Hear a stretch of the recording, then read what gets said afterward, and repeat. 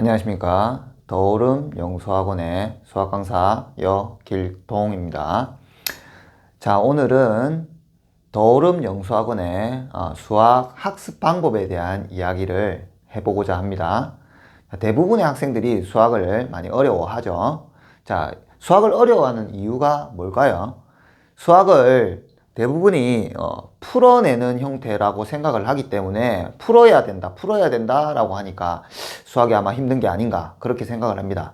수학을 풀기 위해서는 수학을 잘 읽어야 되고 수학에서 문제에서 나오는 이야기들을 한글로 해석을 해내야 되는데 그 읽기가 잘 돼야 된다는 거죠. 그 읽기가 돼야지만 문제를 해결하는데 좀 더 수월하게 편안하게 문제를 풀 수 있다는 거죠. 저희 더오름 영수학원에서는 그 읽기에 대한 이야기를 주로 다루고 있습니다. 그 잘 읽기 위해서 어떻게 해야 되느냐 그런 부분들을 학습의 모토로 잡고 있습니다. 그래서 오늘은 그것에 대해서 한번 이야기를 해보고자 합니다. 자, 오늘 할 이야기는 비율에 대한 이야기입니다. 비율. 초등과정에서 중등과정, 고등과정까지 문제 안에서 그 비율이라는 말이 나왔을 때 그것들을 어떻게 우리가 하느냐. 결국에는 다 같은 개념인 거죠. 그래서 하나의 개념으로 초등에서부터 고등까지 해결해 나가는 과정을 보여드리고자 합니다. 자, 먼저 초등에서 저희들이 초등학교 3학년 때 아이들이 처음으로 나눗셈이라는 것을 배웁니다. 나눗셈. 나눗셈을 우리가 예를 들어서 3 나누기 4다 라고 한다면 우리는 얘를 4분의 3이라고 적죠. 그죠? 3개를 지금 나누겠다라는 거죠. 4개로. 그죠? 그랬을 때 이 4개가 누구냐? 기준이라는 거죠. 기준. 그죠? 이 3개는 비교 대상이 되는 비교량이라는 겁니다. 즉, 비율이 4분의 3이 된다는 거죠. 4분의 3. 즉, 전체가 하나라면 그 하나에서 4조각분의 3조각이 된다라는 겁니다. 자, 이야기를 보겠습니다. 사탕 16개가 있는데 어머니가 사오셨어요. 그런데 동생에게 형이 사탕의 4분의 1을 나누어 줬답니다. 그러면 형에게 남아있는 사탕의 개수는 몇 개인가? 라고 나왔습니다. 자, 이때 사탕이 16개니까 16개를 한번 그려보겠습니다. 그런데 그 사탕을 지금 4분의 1이라고 했죠. 즉, 전체를 내가 기준 몇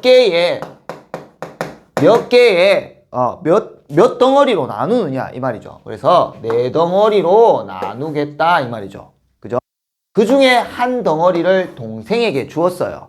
그러면 남은 덩어리는 형이 가지고 있는 덩어리는 4분의 3이겠죠. 자, 그 4분의 3이 몇 개냐 라고 하면 결과적으로는 16의 4분의 3이야 라고 했으니까 12개 그림으로도 표현할 수 있죠. 즉, 비율이 내가 전체가 있는데 그 전체를 내가 기준 몇 덩어리로? 4덩어리로 나눴을 때 몇 덩어리가 남았느냐? 3덩어리다.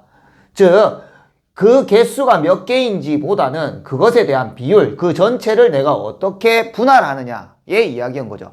그 비율이 우리가 중학교, 고등학교 과정에서 어떻게 또 변하는지 또 어떻게 적용될 수 있는지 하나의 개념으로 얼마만큼의 우리가 이야기들을 할 수 있는지를 살펴보겠습니다. 자, 중학교에서 우리가 정비례, 반비례라는 걸 배웁니다. 정비례라는 것은 x의 값이 2배, 3배, 4배 증가함에 따라서 y의 값이 2배, 3배, 4배 증가하는 규칙을 가지는 것을 우리는 정비례라고 합니다. 정비례 식을 쓰면 y는 ax라고 합니다. 이때 a를 우리는 비례 상수라고 합니다. 즉, 비율에 대한 규칙적인 그 규칙, 비율에 대한 규칙을 나타낸다라는 거죠. 즉, 정비례라는 것은 x의 값이 2배, 3배, 4배 증가하면 y의 값은 2배, 3배, 4배 증가한다 라고 했지 않습니까? 그게 규칙인데 여기에서 비례상수라는 건 x와 y 사이의 관계를 나타내는 겁니다. 즉, x가 2배, 3배, 4배 증가할 때 y도 2배, 3배, 4배 증가하는데 즉, x의 변화에 따른 y의 변화는 어떻게 되는가 라는 것을 이야기하는 거죠. 자, 정비례 함수는 원점을 지나가는 직선입니다. 원점을 지나가는 직선. 원점을 지나가는 직선입니다. 그 직선 위에 어떤 점이, 직선이 어떤 점을 지나가는데, 즉 직선 위에 어떤 점이 있다 이 말이죠. 그 점이 얼마냐라고 했을 때 4,3이라고 합니다. 즉 x가 4만큼 증가할 때 y는 얼마만큼 증가할 거냐를 보여주는 거죠. 즉 비율이 4분의 3이다 라는 거죠. 그래서 a 값을 우리는 4분의 3이다 라고 봐. 식에다가 보통은 우리가 식에다가 대입을 해서 4a는 3이야 라고 해서 a는 4분의 3이야 라고 구해서 아이들이 하는 우리가 문제를 해결하는 경우가 많은데, 지금 그냥 단순하게 이 아이가 의미하는 비율이라는 의미를 가지고, 개념을 가지고 그대로 그냥 적용해서 풀어냈습니다. 훨씬 더 쉬울 수가 있겠죠. 자, 그 다음에 2학년 올라가면 직선이라는 걸 배웁니다. 1차 함수, 직선의 방정식, 미지수가 2개인 1차 방정식, 뭐 이런 식으로 똑같은 이야기들을 우리가 합니다. 자, 여기에서도 마찬가지예요. ax 플러스 by 플러스 c는 0이라는 식이 주어져 있는데, 이 아이의 기울기에 대한, 직선에서 가장 중요한 것은 기울기와 지나는 점인데 그 기울기에 대한 이야기가 나옵니다. 그럼 기울기라는 것은 무엇이냐? x 증가량분의 y 증가량입니다. 자, 이 식을 등식의 성질을 이용해서 내가 y는 x에 관한 식으로 바꾸어 보겠습니다. 그러면 자, by 남아 있고요. 나머지 애들 다 넘어가니까 마이너스 ax 마이너스 c, 이 항이라고 하죠. 그래서 항을 이동시켰습니다. 그리고 y의 개수 b로 곱해져 있으니까 전체 식을 b로 나눠 보겠습니다. 그러면 y는 마이너스 b분의 ax 마이너스 b분의 c라고 하죠. 자, 그러면 여기에서 나와 있는 정비례 식에서 어떤 것이 변했냐? 뒤에 있는 i가 변했죠. 즉, 이 그래프를 이동했다라는 겁니다. y축 방향으로 마이너스 b분의 c만큼 이동했다라는 겁니다. 그러면 그 i의 비율은 달라지느냐, 달라지지 않느냐? 달라지지 않는다라는 거죠. 즉, 기울기라는 건 x 증가량분의 y 증가량인데, x가 4만큼 증가할 때 y는 얼마만큼 증가하라고요? 3만큼 증가하라고요. 즉, 비율이 그대로 적용되는 거죠. 그래서 이 i가 기울기인데,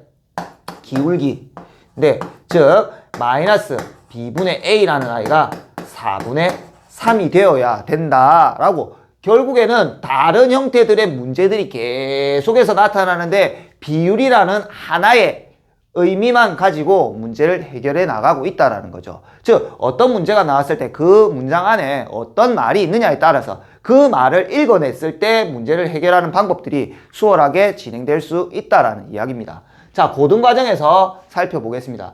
자, y는 x제곱이라는 어떤 그래프가 있는데, 그 그래프가 y는 마이너스 x 플러스 2라는 직선이 이 그래프와 만납니다. 그런데 그 그래프 위에 두 점이 있는데 그것은 이 직선의 대칭이 된다라고 합니다. 그때 그 두 점 사이의 거리를 구해라 라고 합니다. 그러면 대부분의 아이들이 무슨 말이지?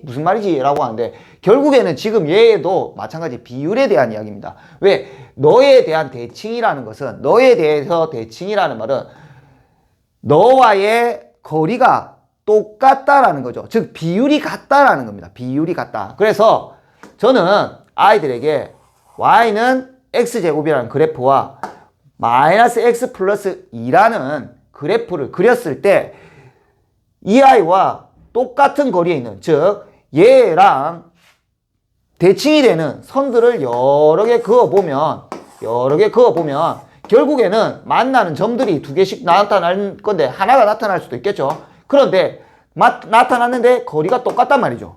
그때가 우리가 바로 대칭인 점이 되겠죠. 즉 이 아이들의 거리를 구하라 라고 했을 때 우리는, 대부분의 학생들이 힘들어할 수 있겠지만 결국에는 이 문제는 비율에 대한 이야기입니다. 즉 같다라는 거죠. 즉 얘가 기울기가 마이너스 1이었으므로 얘는, 이 직선은 기울기 자체가 1이라는 겁니다. 즉 비율이 1이라는 거죠. 결국에는 x의 증가량만 알게 되면 이 거리는 금방 구할 수 있다는 건데, 궁금하신 내용이 있을 겁니다. 자, 왜 이건 앞으로 주느냐, 계속 풀어봐라 라고 할 수 있는데, 궁금하신 분들은 학원에 방문하셔서 이것에 대해서 좀 더 자세한 이야기를 들어보시면 좋을 것 같습니다.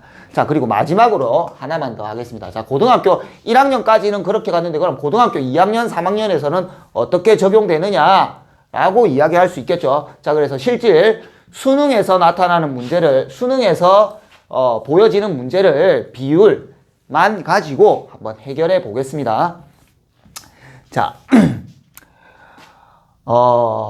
y는 2의 x제곱의 그래프와 y는 mx 그래프가 만납니다. 자, y는 2의 x제곱 이렇게 올라가겠죠.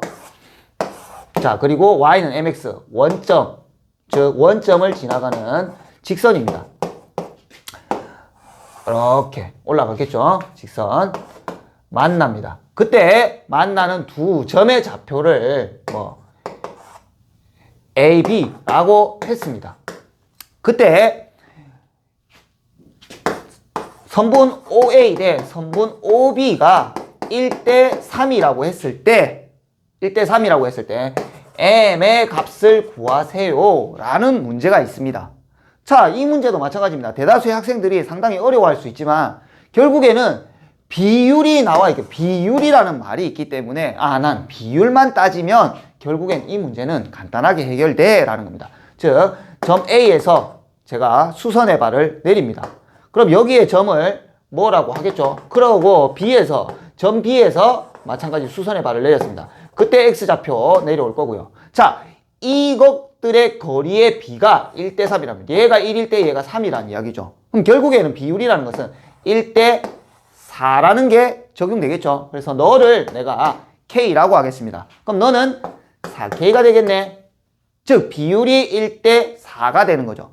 그 아이들을 식에다가 그대로 대입하게 된다면 자, 결국에는 이 점들은 직선 위의 점이기도 하지만 곡선 위의 점이기도 합니다. 그래서 그대로 적용을 하게 되면 2의 K제곱과 2의 4K제곱이라는 아이들이 1대 4라는 규칙이 생기죠. 비율이 만들어지죠. 곱해보면 2의 4K제곱은 4의 2K제곱이 되죠. 그러면 밑을 통일하기 위해서 우리는 2의 제곱 곱하기 2의 K제곱입니다. 그럼 여기에서는 이제 중학교 2학년 때부터 배웠던 고등학교 2학년 때 배우는 지수 법칙을 적용하는 거죠. 그래서 밑이 같은 두 지수의 곱은 지수들의 합으로, 지수식의 곱은 지수의 합으로 표현된다라고 해서 2의 K 플러스 2가 되는 거죠. 즉, 너와 너가 같아져야 되므로 4K가 K 플러스 2가 되는 겁니다.